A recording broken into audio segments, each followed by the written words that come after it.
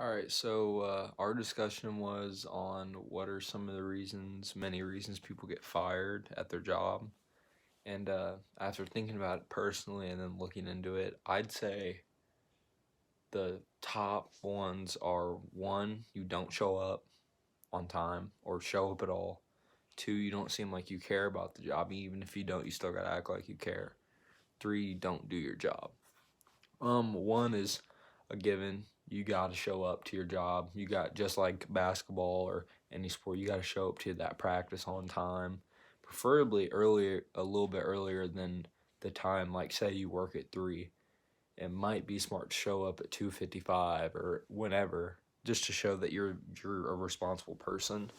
You can't just have not show up on days. I at my previous jobs, if you did the no call no show one time, you're done.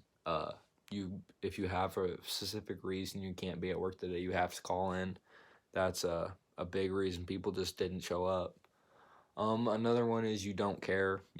If for example, say you're a businessman and you're working on you're a stockbroker at a stock company and you're not calling, you're not picking up calls, you're not trying to sell, and you're just on your phone the whole time or you're playing a game on your computer instead of trying to sell these stocks to these people, you're going to get fired. You have to show that you care about the job, and even if you don't care about the job, you got to at least show that you're willing to do your job. The third one is you have to do your job.